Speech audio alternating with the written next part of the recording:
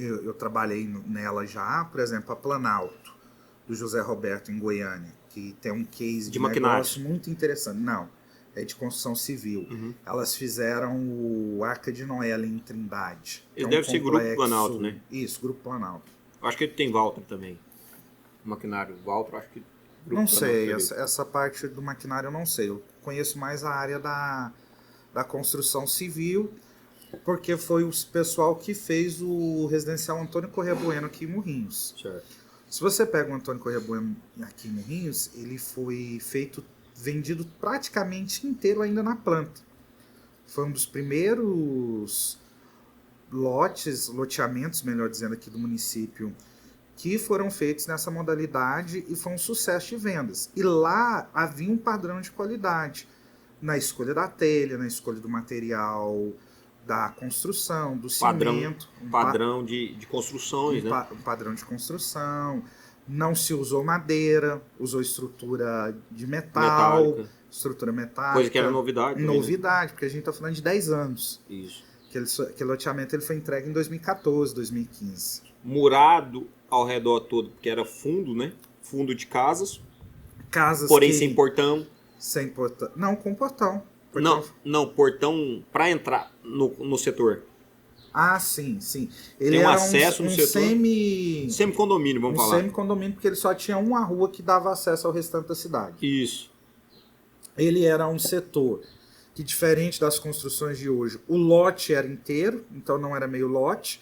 A casa tinha corredores dos dois lados, uma casa ampla, arejada e construída todinha sobre esse padrão da sustentabilidade e da qualidade. Então, a pessoa que chegava para vender não é muito diferente do que acontece para o poder público. Não é só preço. Tem todo um critério atrás do preço. A rentabilidade, a durabilidade, a qualidade do produto que está sendo entregue. São os critérios, às vezes, que são efetivos no pós-venda, né? Exatamente. O que a gente agrega no pós-venda, depois da venda. Isso. A satisfação do cliente, como que ele vai se comportar, durabilidade, extensão do produto, se há uma recorrência depois ou não. Justamente. No caso de uma casa é muito difícil, né? Porque às vezes, como eles fizeram um padrão residencial mais voltado para um setor de um público B, às vezes, a recorrência, às vezes o cara não compra 2, 3, 4 casas, não são casas de investimento, né? Não. São casas realmente de moradia. Mesmo. Então, às vezes, nesse sentido, não teria uma recorrência de público. Exatamente. Nesse caso.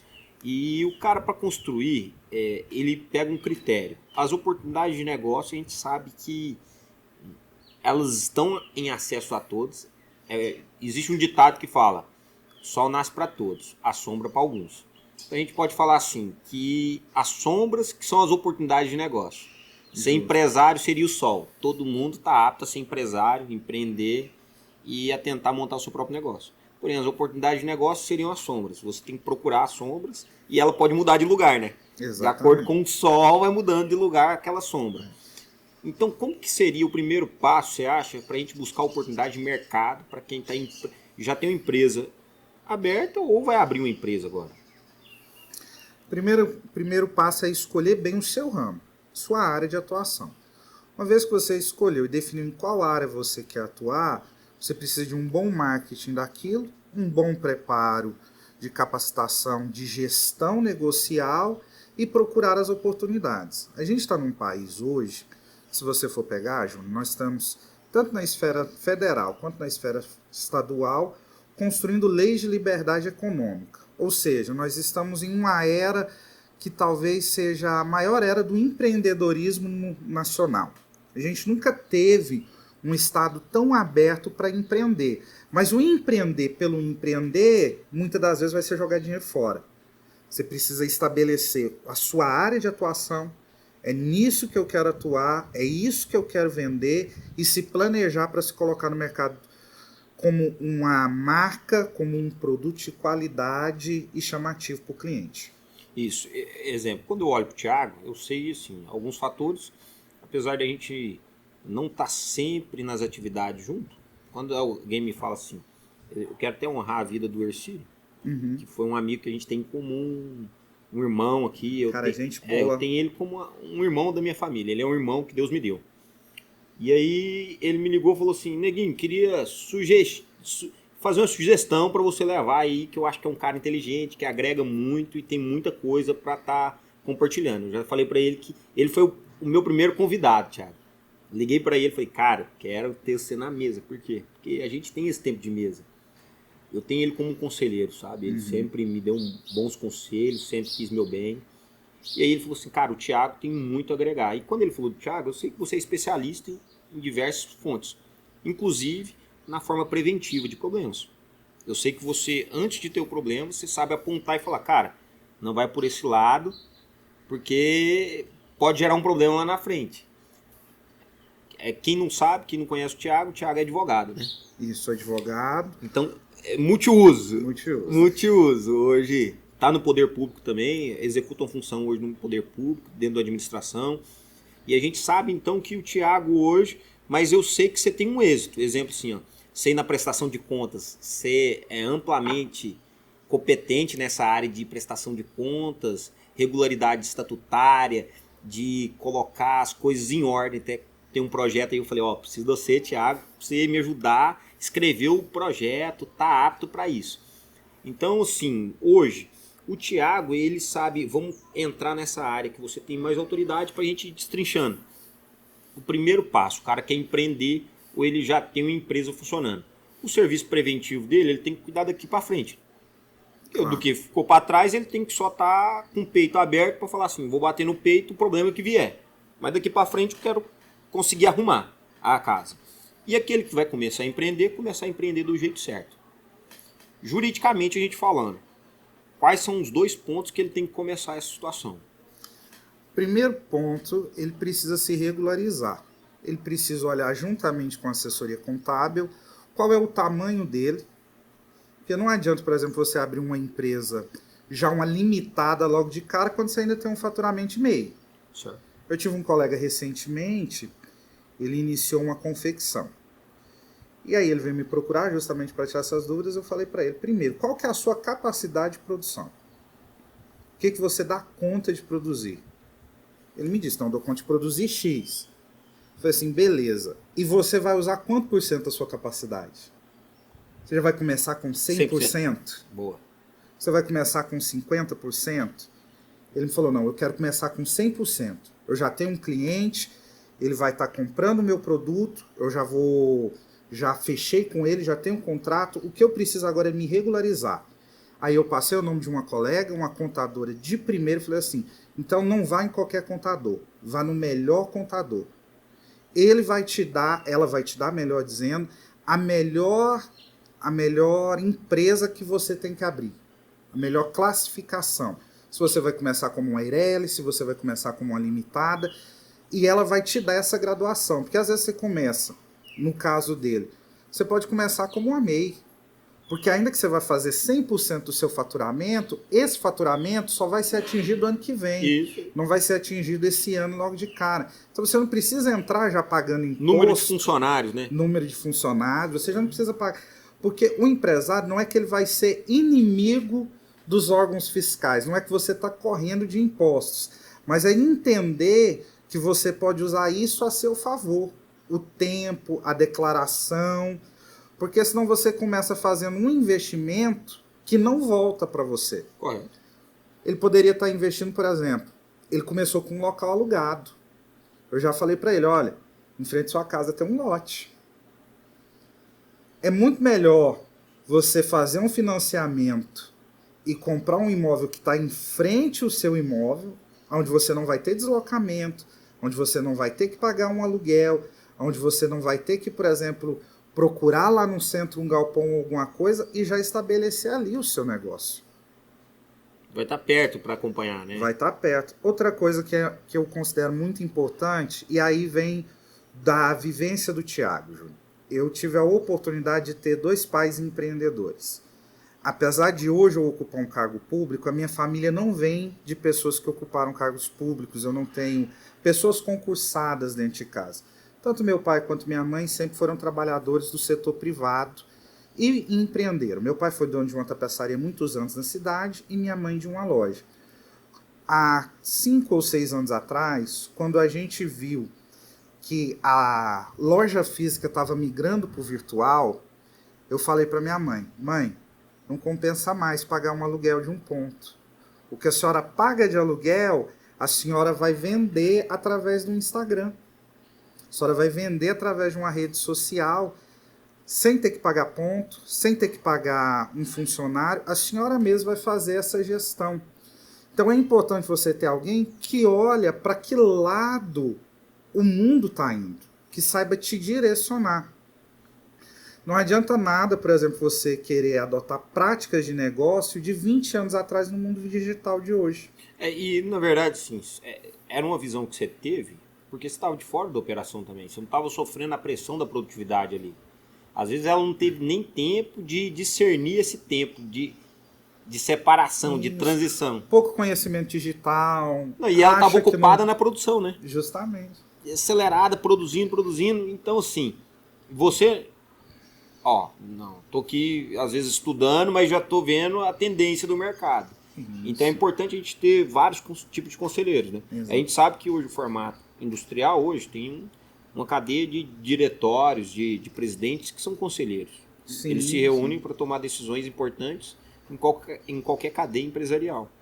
Porém, a gente ter conselheiros que não fazem parte do corpo corporativo, do corpo empresarial de fora também é importante. Que esse foi o ponto que você teve com sua mãe, né?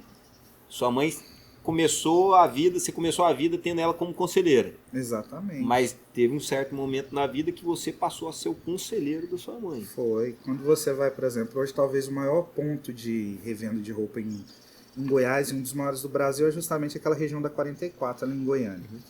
Pega o fluxo que tinha há 10 anos atrás e o fluxo que tem hoje. Diminuiu bastante, porque hoje o comprador, ele não vai lá mais, ele compra pelo Instagram, ele compra pelo WhatsApp, ele vê a rede social, ele liga e a pessoa envia para ele, não há mais essa necessidade de deslocamento. Eu estou com uma experiência muito interessante agora dentro de casa. Minha filha vai fazer 2 anos daqui 2 semanas. Minha esposa resolveu fazer o aniversário dela. Vai num lugar, vai no outro, e ela começou a falar assim, meu bem, tá muito caro essa questão da gente fazer a locação da decoração. Eu vou entrar no Mercado Livre e vou ver quanto custa a decoração. O aluguel de uma? O aluguel de uma pagava a compra de 2. Minha esposa comprou toda a decoração que ela queria, pela metade do preço que seria o aluguel, e já locou a decoração para outros 2 aniversários. Empreendedorismo. E a gente está falando assim, isso é possível com quem planeja antes? Com quem planeja antes. Isso é igual comprar passagem aérea. O cara que compra com antecedência vai ter suas tarifas. E no caso, por exemplo, da minha esposa, ela fez do que era um evento uma forma de ganhar dinheiro. Correto. Era só um evento de família, ia ser um gasto que a maior parte das famílias tem todos os anos. Com esses 2 que ela já alugou, já pagou o evento original. E já gerou um lucro para ela. E fora, assim, já a possibilidade de mercado.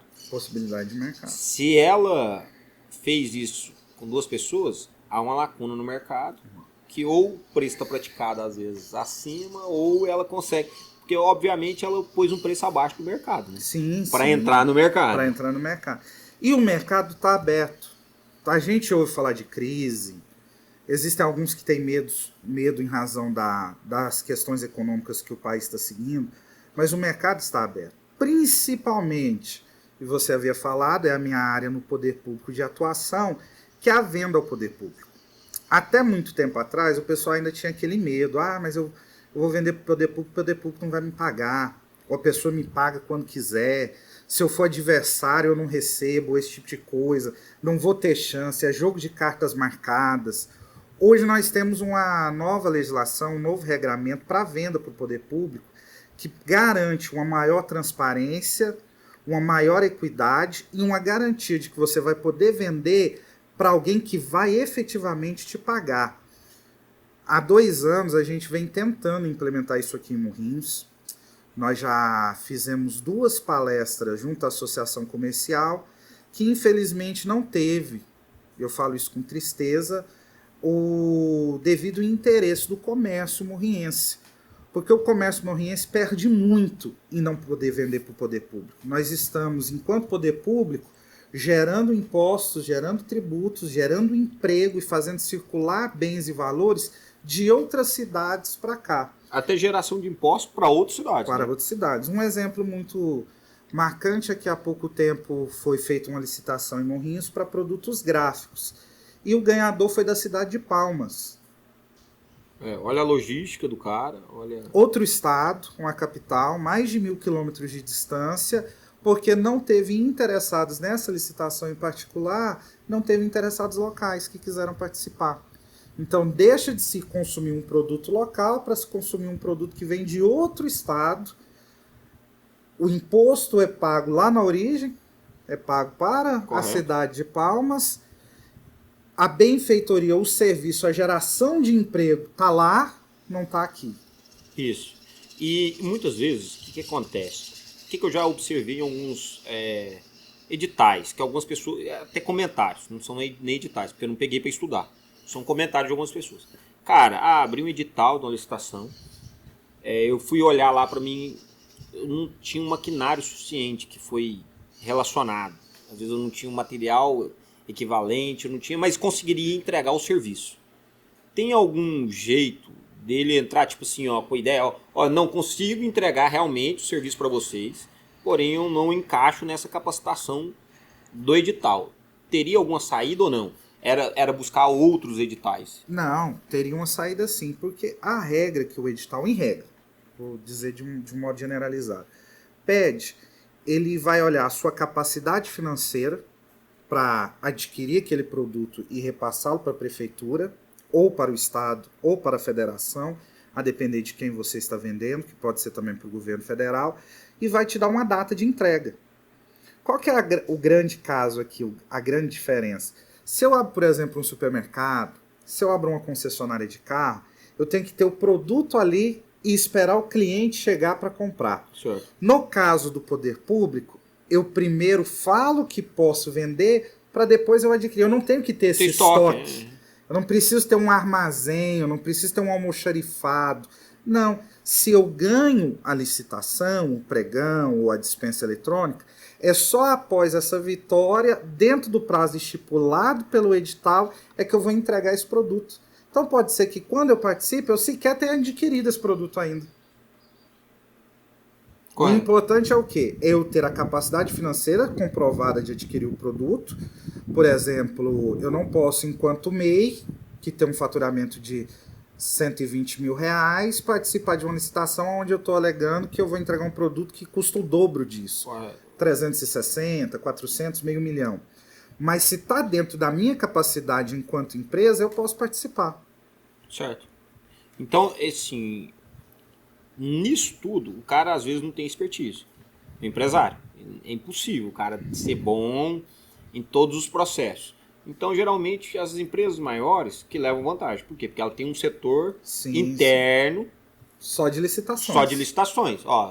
Você é pago dentro da minha empresa, exclusivamente da minha empresa, para buscar opções, oportunidades de mercado que estejam disponíveis para a gente atender. É uma coisa. Exatamente. Às vezes, o pequeno empreendedor, a pequena empresa, às vezes ele não consegue. Por quê? Porque a gente sabe que todos os funcionários, às vezes, fazem diversas funções.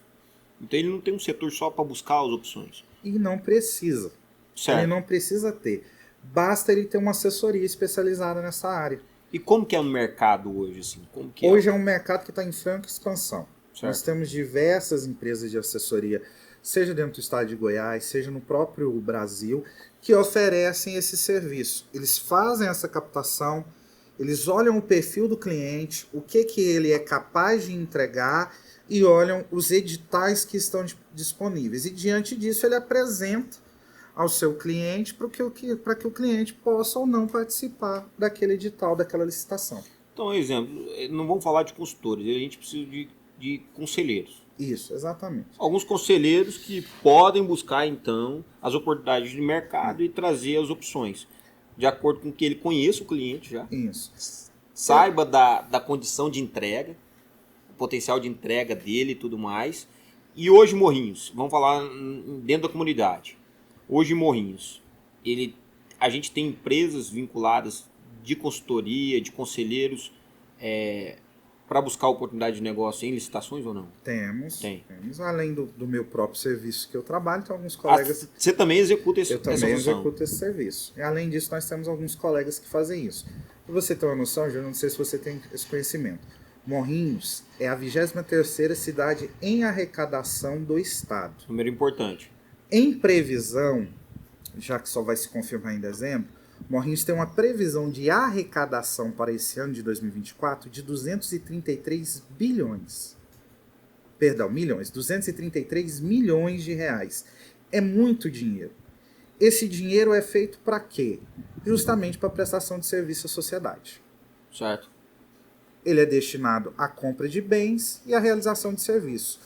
Aonde o município vai procurar? E são passos, exemplo, assim, eu acho que 17% já é travado Sim, você para os tem serviços essenciais. Isso, você tem 15% para saúde. Para saúde. Você tem 25% para educação, você tem alguns valores que já vêm destinados através de repasses financeiros, que já tem sua destinação certa. Mas vamos pegar esse número, 15% para saúde, dá pouco mais de 15 milhões.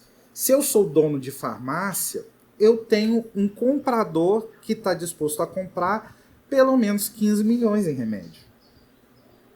E eu posso vender para o poder público.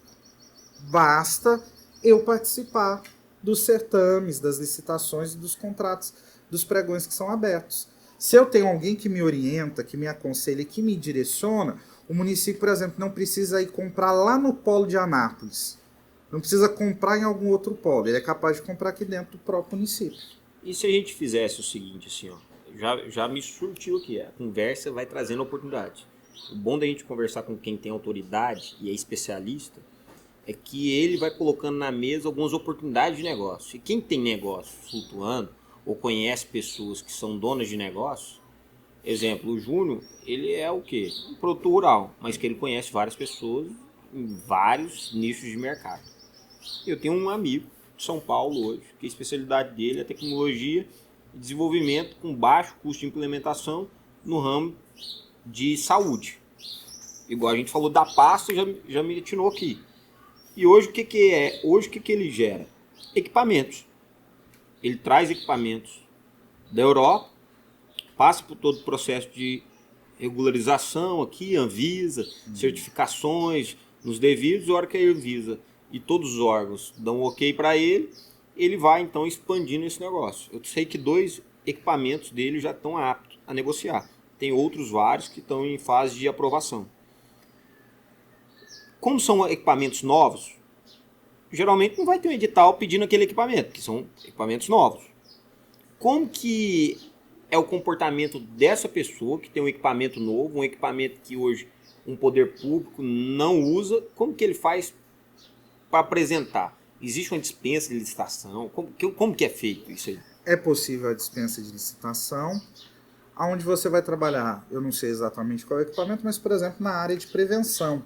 Porque ainda que o poder público não tenha um edital específico para esse produto, por ser uma novidade de mercado, por estar sendo introduzido no país agora, mas existe sim uma política de prevenção. Por exemplo, é um remédio que ajuda a prevenir a dengue. Só um exemplo, Correto. nós que estamos com uma vigente. vacina recente agora da dengue e tudo mais. E o município trabalha com a prevenção. Então, ainda que não tenha aquele específico edital para isso, mas você tem editais mais genéricos. E se você apresenta o produto, a depender da situação, vou pegar o exemplo que você nos deu, se for um produto exclusivo do seu amigo, só ele produz no Brasil e ele tem um certificado de exclusividade, ele consegue até o que a gente chama de inexigibilidade de licitação.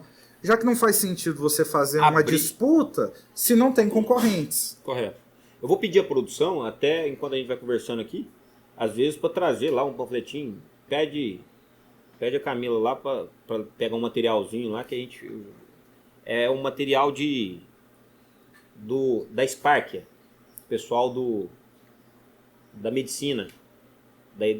Pode falar que é do Altoida e do Braster. São 2 equipamentos. Isso você faz o quê? Uma inexigibilidade de licitação. A inexigibilidade de licitação é justamente para esses casos de exclusividade de mercado. Por exemplo, um poder público ele não tem a escolha de contratar, enquanto poder público municipal, seu fornecedor de energia. Entendi. Porque a gente só tem uma concessionária. Só tem uma concessionária.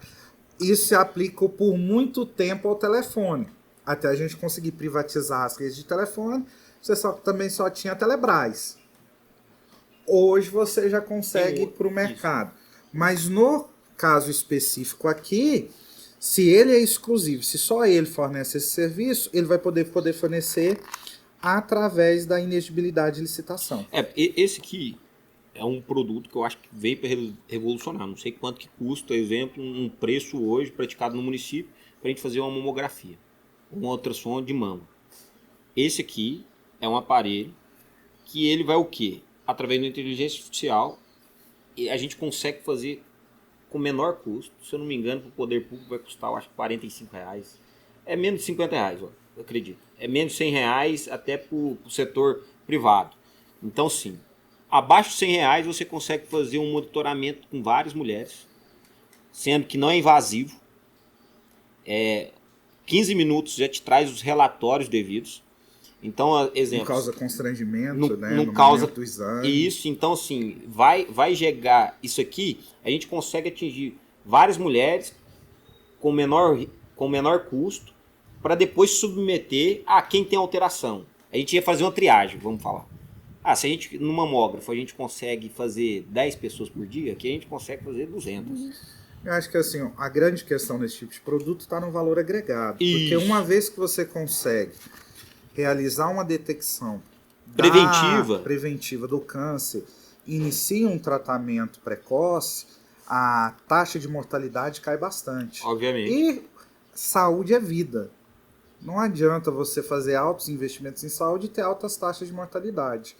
Você cuida da saúde para garantir a vida das pessoas. E a gente está falando o seguinte, né, que hoje ainda eu acho que é muito arcaico o modelo de diagnóstico. Sim, por quê? Porque as sim. campanhas são voltadas o quê? A mulher faz a palpação, aí sentiu, cara, a hora que sentiu o caroço no dedo, irmão, o negócio já tá... O Brasil já há algum tempo adotou esse negócio, por exemplo, que não estou criticando, Uhum. é apenas uma conotação, mas é o Outubro Rosa, o Novembro Azul, mas dá a entender às vezes na cabeça, no conceito da população, então só outubro que eu vou me preocupar com isso, só em outubro que eu vou procurar o exame. Se você tiver um aparelho desse, que está, por exemplo, dentro das UBSs, dentro das farmácias, Uau.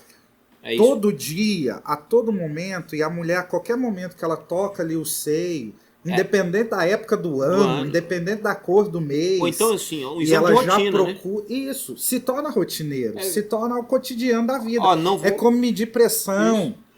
3 meses eu vou lá, 6 meses eu vou lá. Exatamente. 6 meses eu vou lá e ver se eu tenho tudo certo. Até mesmo porque às vezes a gente hoje tem um estudo que as mulheres estão sendo acometidas com menor idade, né? Exemplo, se não é aquela idade mais... Isso, tá sendo muito precoce. Seja, às vezes, por excesso de trabalho, o que está sendo gerado no corpo, seja por má alimentação, mas a gente sabe que esses males estão chegando cada dia mais cedo na vida das pessoas. E esse é um equipamento que a gente vai trabalhar o quê? O Altoide, ele trabalha atividade cerebral, ou seja, diagnóstico precoce de Alzheimer. Então, sim, eu já fiz um compromisso. O primeiro compromisso que eu fiz foi com o seu Evaí, que a gente vai fazer uma campanha aqui. Vamos buscar isso aqui, porque eu acho que é uma tecnologia que a gente tem disponível na mão. Vou apresentar isso aqui para o poder público também, se tiver interesse. Eu acredito que eles são potencializadores da nossa força. Sim. Uma coisa é o Júnior e o Thiago querer fazer algo. Exatamente. Outra coisa é a comunidade abraçar essa causa e falar assim, nós iremos entregar algo. A gente viu que a força faz a união, né, irmão? O que o Brasil está fazendo pelo Rio Grande do Sul... É um exemplo disso. É um exemplo. É um exemplo de que, se quisermos unidos, a gente pode, se não evitar tragédias, mas minimizá-las. E reconstruir. O poder de reconstrução eleva qualquer coisa, cara. A gente está vendo uma calamidade realmente no Sul. O caso do Sul, não quero parecer, às vezes, um interesseiro, mas nós estamos vendo cidades que vão ter que renascer do zero quando a água baixar. Cidades que vão ter que mudar de lugar. A geografia delas vai ter que ser alterada. Essas cidades vão ter que comprar de alguém. o cimento, a argamassa, o tijolo, a alimentação, o remédio, Material elétrico, tudo. Eu vi há poucos dias o governador falar, não tenho acesso aos números com precisão, mas ele falou em algo em torno de 19 bilhões que vai custar a reconstrução do Estado.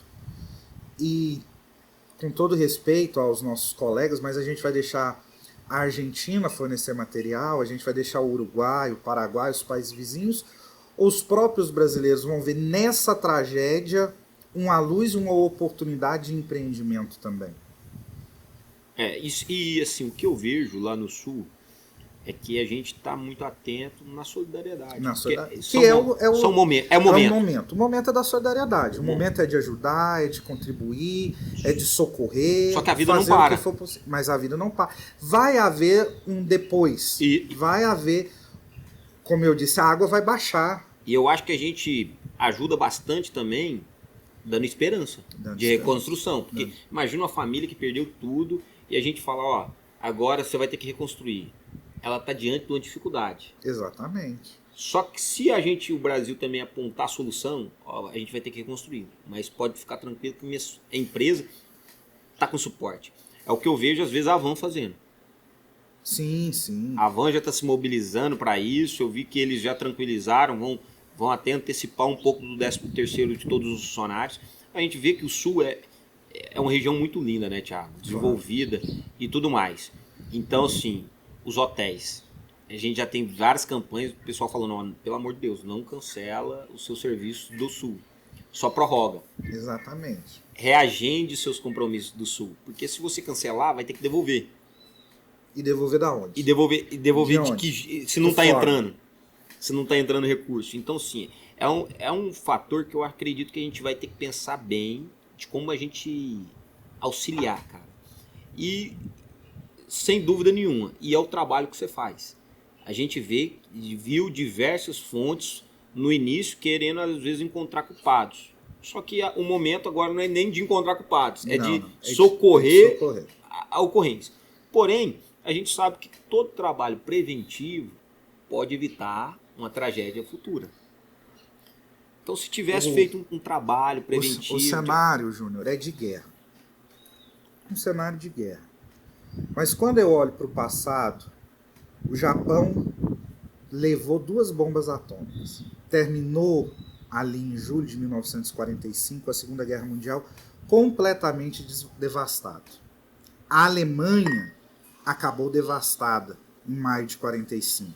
Ficou dividida por décadas. E por muito tempo, o Japão e a Alemanha foram a segunda e a terceira maior economia do mundo. Porque viram no depois a possibilidade de reconstrução. De forma Apostaram correta. na reconstrução. O Japão hoje é um exemplo de lugar que enfrenta tragédias e se reconstrói. Nós tivemos em 2011 o tsunami que atingiu a usina de Fukushima. Em semanas, toda aquela área estava reconstruída. Semanas após o tsunami. O Japão ele se preparou para isso. O sul do nosso país, e mais precisamente o Rio Grande do Sul, que está sofrendo tudo isso, infelizmente, mas ele pode servir como um laboratório para nós melhorarmos, para nós aprendermos, para nós evitarmos tragédias futuras e principalmente para sabermos como reconstruir quando elas vierem. Tragédia ninguém planeja, ela acontece. Acontece. E depois tem que ter uma prevenção para a gente evitar problemas iguais ou até precaver de outros diferentes. Exatamente. Por exemplo, o nosso querido estado de Goiás. Pode às vezes não ter uma tragédia de chuva, mas pode ter uma tragédia de seca. Correto. Que a gente vê que a agricultura está patinando já há 3 anos nesse cenário. Chove muito concentrada às vezes em algum determinado tempo, estiagem prolongada que Exatamente. A gente não está disposto. E foi o que nós vimos no Amazonas. O rio Amazonas, o maior rio do mundo, secou. Se isso acontece no coração do nosso Brasil, Goiás, Mato Grosso do Sul, nós somos o celeiro do mundo. E isso me abre oportunidade de empreender o quê? Pensando no futuro. Pensando no futuro. Exemplo, eu já tenho conhecidos, admiro um amigo que faz um trabalho de desenvolvimento de software para agricultura, que é o quê? Irrigação. Você irrigar com maior eficiência. Irrigação com maior eficiência, trabalho de drone. sei se você viu recentemente, mas choveu em Dubai.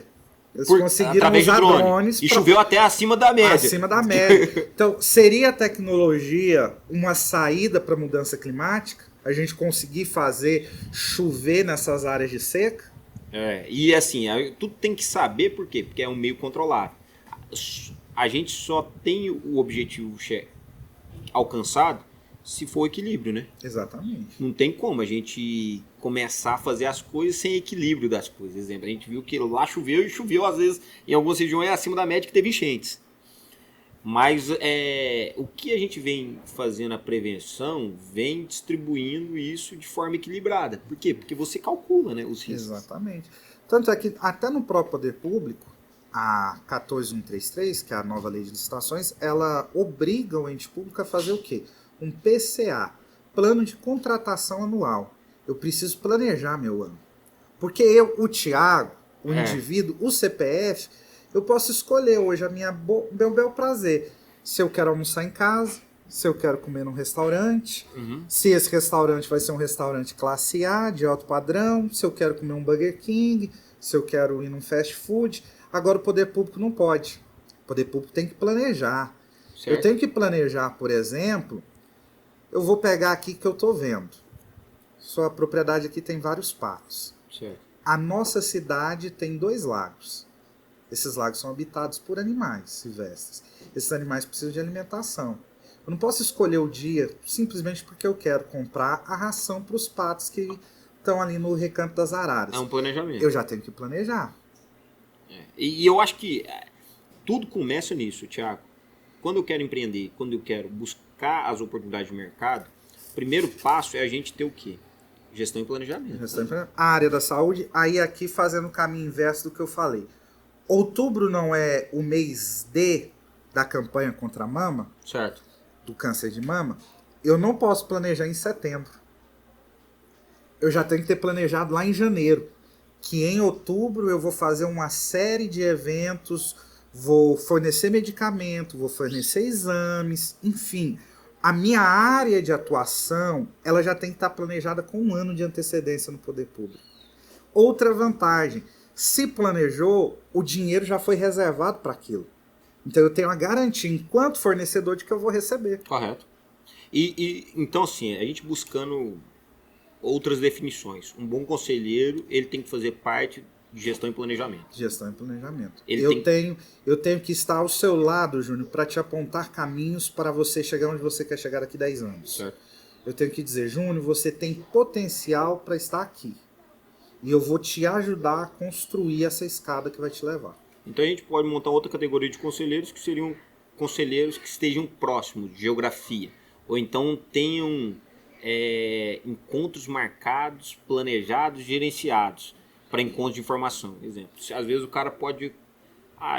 porque tem muito disso, né? Não, vou contratar uma consultoria de Brasília que é maior, que tem mais sucessos, tem mais números. Renome. Isso. Mas às vezes ele vai te dar um conselho que não é de acordo com a sua realidade. Justo. Às vezes o Thiago, que está aqui no município, sabe encontrar saída, vai ser mais assertivo com isso, porque ele conhece a realidade do cara. Ele fala, cara, seu fluxo de caixa não é para isso. O tamanho da sua empresa hoje é isso. E a gente sabe que hoje o cara maquia muito. Às vezes ele é de um tamanho, no Instagram ele é 10 vezes maior. 15 vezes maior. Pelo poder de fazer uma imagem boa, né? Isso. E o network pela proximidade. Por exemplo, hoje eu sou amigo, eu posso citar o nome, não tem problema, do CEO do Grupo Lagoa, o Rafael Paiva. Morriense. Nascido, criado aqui. Boa. Estudou com a gente, foi membro da nossa igreja e gerencia um dos maiores grupos de Caldas Novas.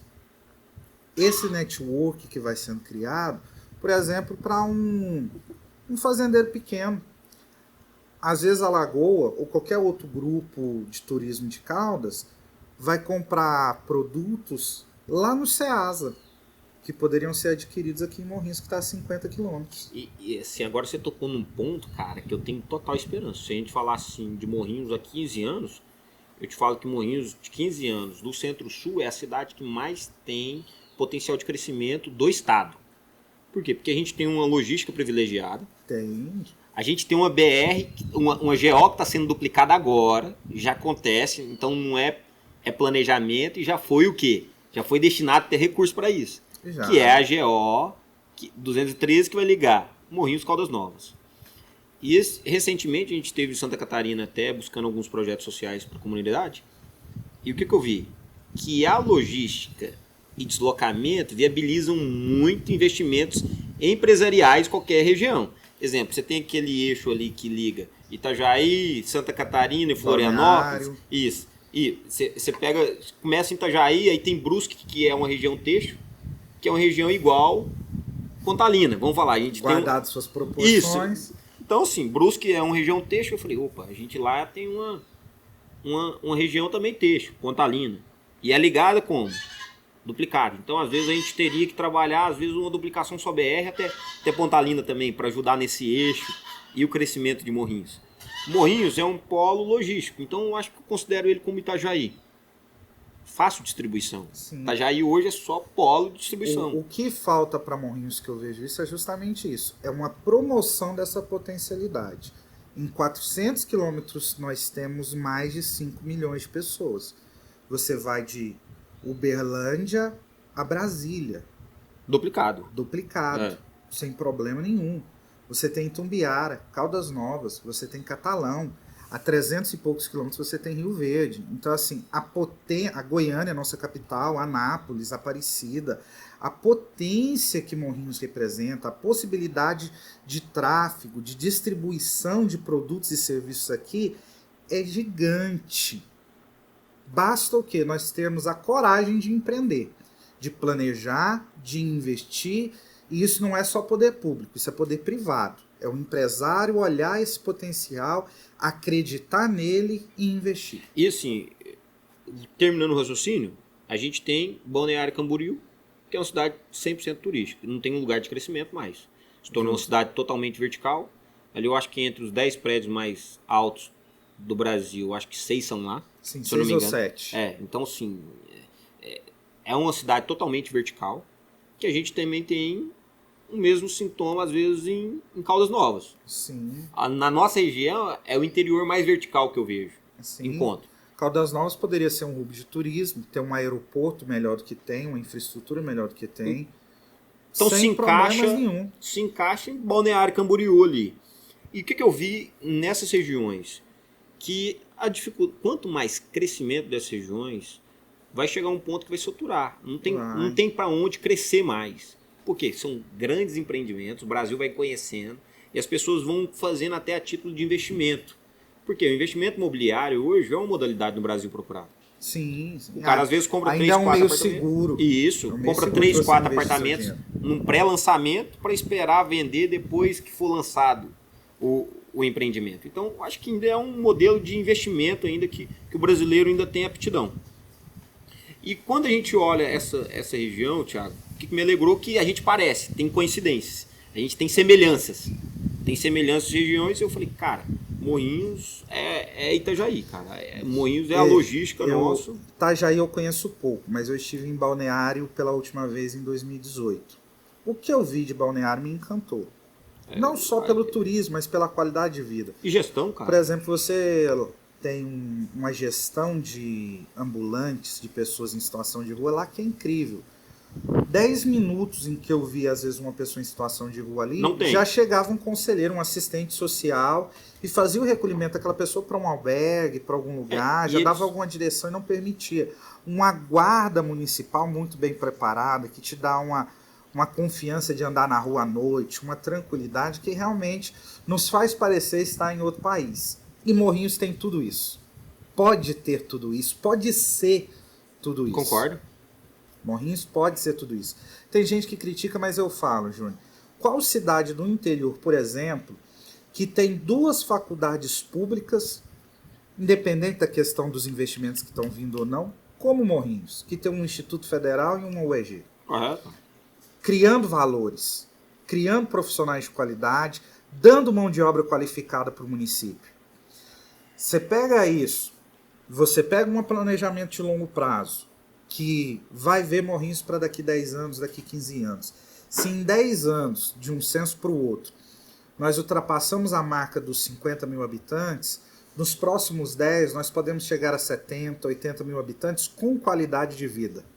A gente consegue crescer sem perder essa essência, essa qualidade do interior e da cidade que a gente tanto gosta. Basta planejamento, basta investimento e capacitação. E o que eu fico mais animado, Thiago, é que sim, tem opções de crescimento. A gente tem algo único, gastronomia. Irmão, e todo mundo que se hospeda quer o quê? Gastronomia boa. O cara quer comer bem. Então, assim, eu acho que se eu pudesse apontar um ramo que eu acho que Morrinhos poderia crescer nos próximos anos. Rede hoteleira, vinculada ao ecoturismo. Basicamente, todo mundo. O povo de Brasília ama vir aqui para casa. Por quê? Porque é um ambiente, é roça. Eu acho que assim, Morrinhos já tem 2 grandes eventos que entraram para o calendário nacional. Nós temos a melhor pecuária do interior. Nós temos o melhor encontro de motoqueiros do interior. Encontro de motoqueiros aqui lota. Você não acha casa, às vezes, não falo nem hotel. Acho que é o evento que mais... Até as casas são alugadas para isso. Mais movimenta para a cidade. Isso, então... Eu acho que às vezes se nós tivéssemos mais 2 ou 3 eventos de nível anual estabelecidos como esse, seriam muito bons, excelentes. A gastronomia, e eu até falo que na realidade eu brinco. Se eu fosse empreender nessa área, eu empreenderia num bom restaurante no domingo à noite. A gente... Morrinhos não tem.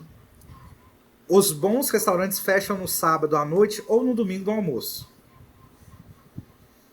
Domingo você tem uma opção de comida boa, mas não é o potencial que a cidade tem. Ela pode melhorar muito.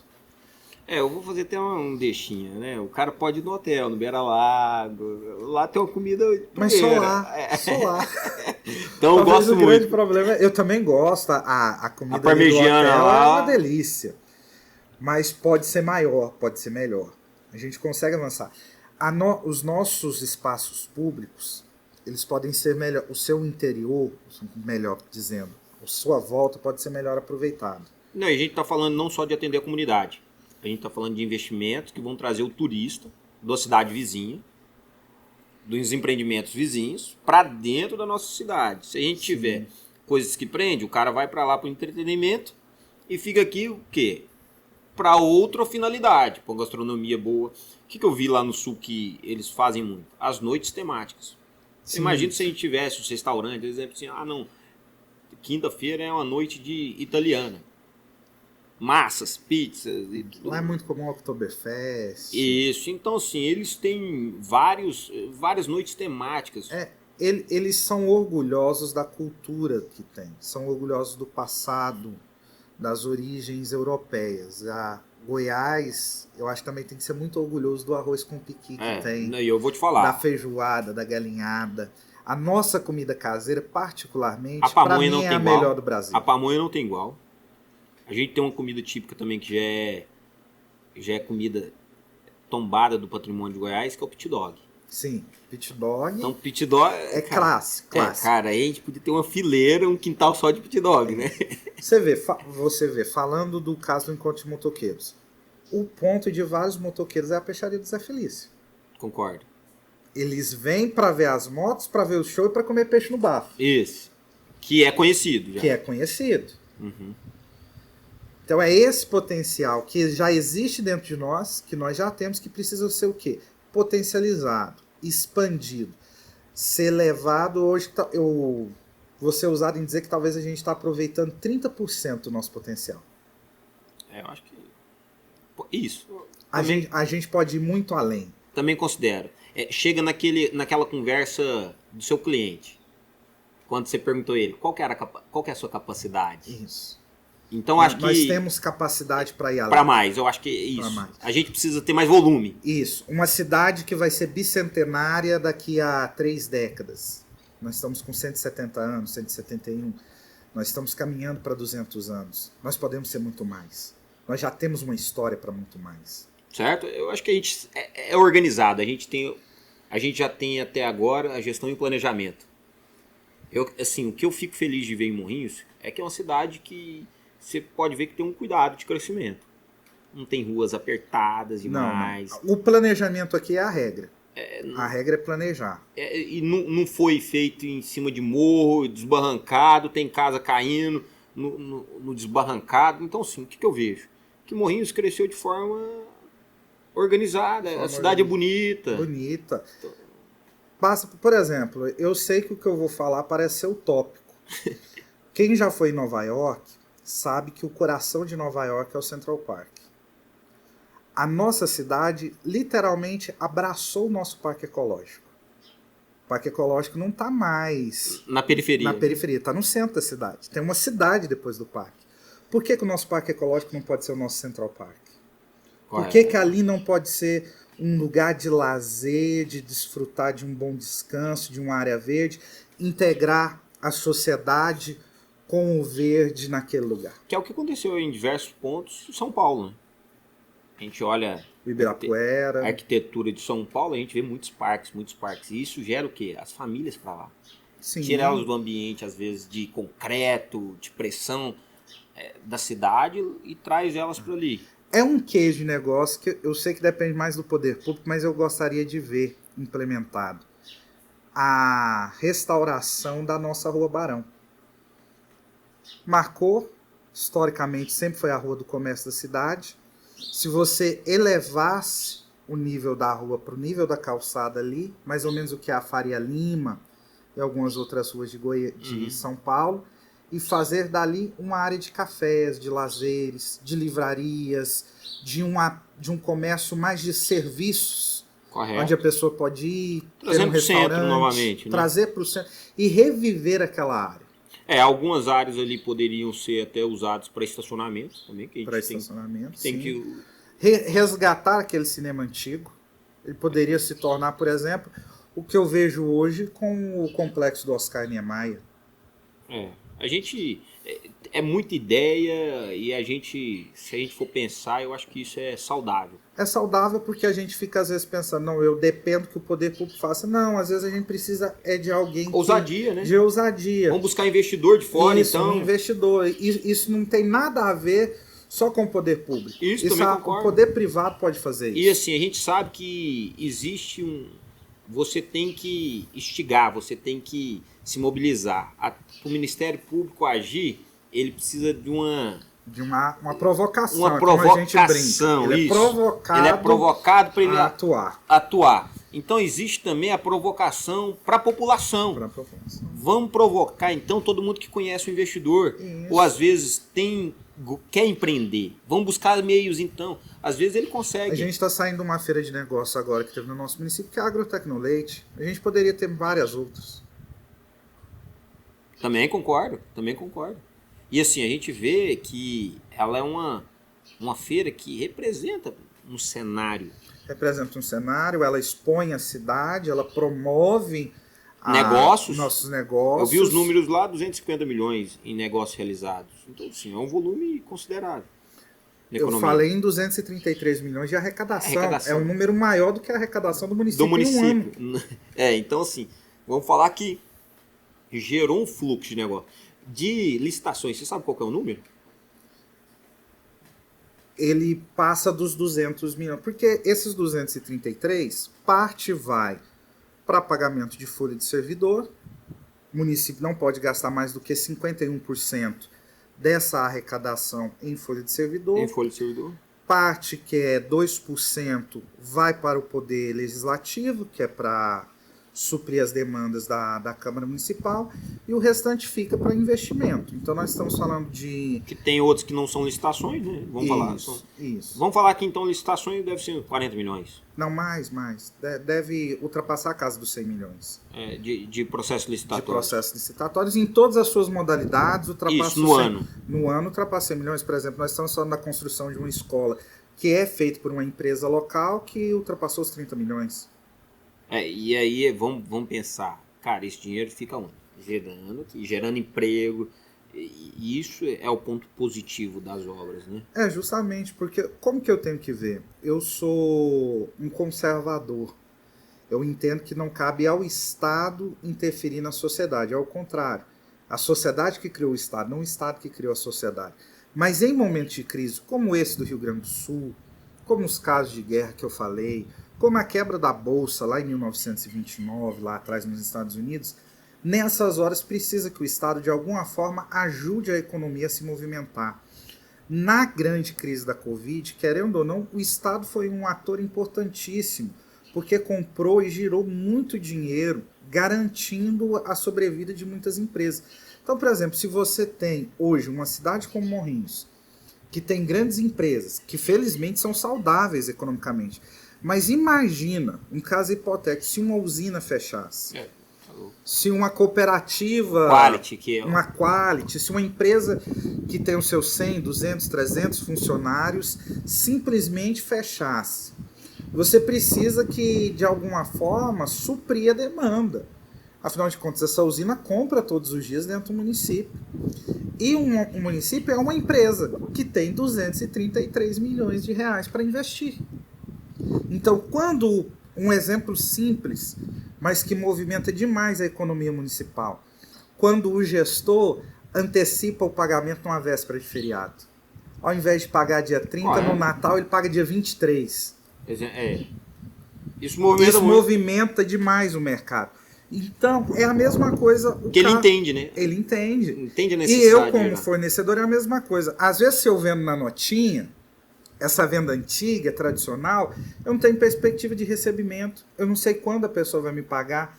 Mas hoje, diante das leis, diante de todo o arcabouço que foi criado, uma venda para a prefeitura, para o poder público, é uma garantia de recebimento, é uma garantia de receita.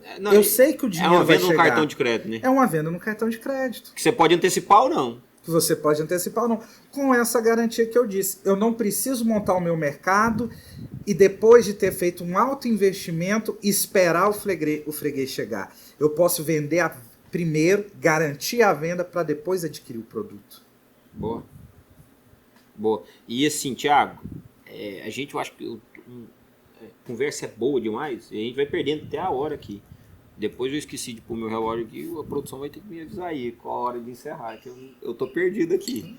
Mas, a gente vai estar de todas, se quiser, não tem problema não. Tô perdido aqui. Mas assim, um momento extremo da sua história, da sua jornada, você lembra de algum momento extremo que você já passou, que você superou, você falou assim, esse momento, João, é um momento que marcou minha vida, foi um momento extremo que realmente...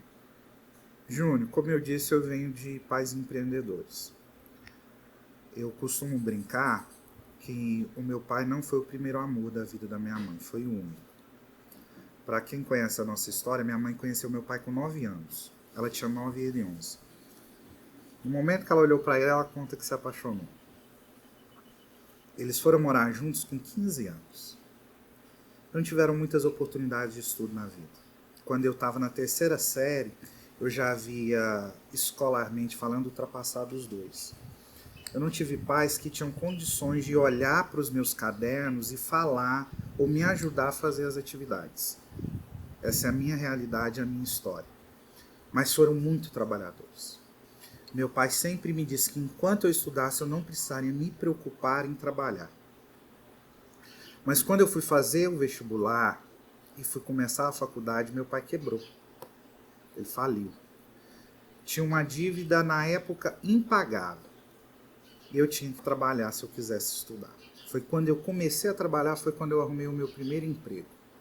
De lá para cá, Júnior, eu nunca mais parei de trabalhar. Hoje, por exemplo, eu tenho 3 empregos. Eu sou advogado, sou servidor público e sou professor. Mas um momento talvez de grande superação foi justamente quando eu formei. Eu não tinha expectativa nenhuma do que fazer da vida. Eu olhava para todos os lados e ficava me perguntando, o que eu vou fazer? Me surgiram propostas para trabalhar em alguns escritórios e eu pensei, eu tenho a oportunidade de ser funcionário ou eu tenho a oportunidade de fazer um nome? Com a cara e com a coragem eu resolvi fazer um nome. Aluguei um local, sem móveis, sem nada e comecei o meu próprio escritório. Naquele ano, eu fiz a campanha eleitoral do prefeito da época e ganhamos. Fiz o jurídico da campanha do prefeito. Continuei advogando e advoguei por 4 anos. Fiz um nome na advocacia. Novamente, na outra eleição, fui convidado mais uma vez, fiz o jurídico do atual prefeito, ganhamos novamente, e desde então nós temos trabalhado. Eu tenho comigo que o trabalho dignifica o homem. Eu aprendi a trabalhar. E é trabalhando que eu tenho criado uma família, criado minha filha. Eu acho que é isso que é importante para todos nós, trabalharmos. Quando a gente trabalha, a gente consegue alcançar aquilo que a gente quer, a gente consegue alcançar nossas metas e nossos objetivos. Deus cuida do resto, Deus nos direciona e nos leva. Eu sempre trabalhei muito, quero continuar trabalhando muito, agregando valores, ajudando pessoas a chegarem aonde elas querem chegar. Se você pudesse hoje falar do Thiago, quem que é o Thiago?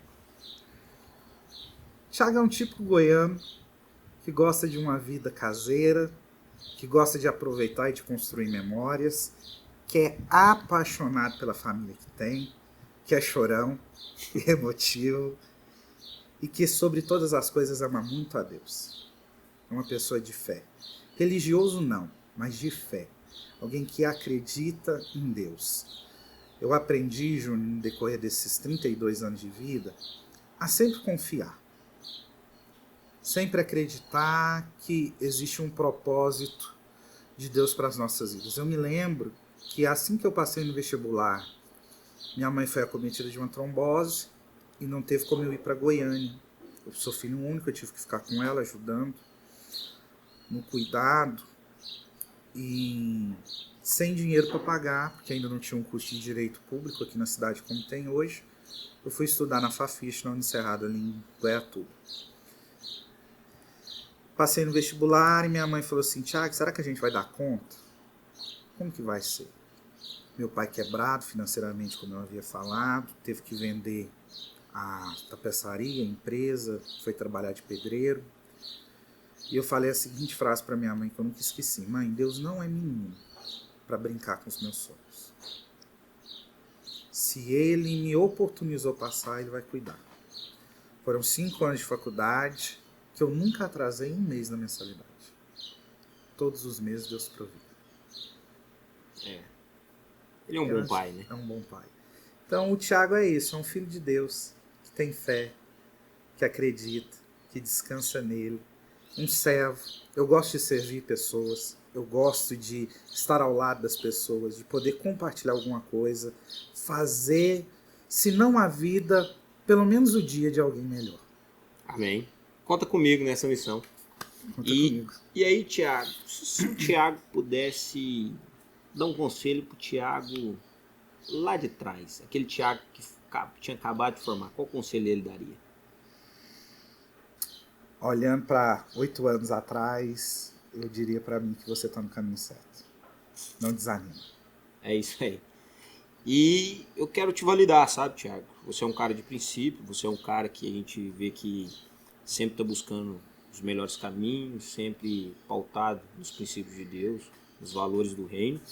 E sim, a pessoa que se encontra na mesma situação que você, exemplo, quer trabalhar, aquela situação lá do Thiago lá atrás, acabou de formar, ou então, às vezes o cara não está formando, mas tem uma empresa. Ele tem uma empresa e quer empreender.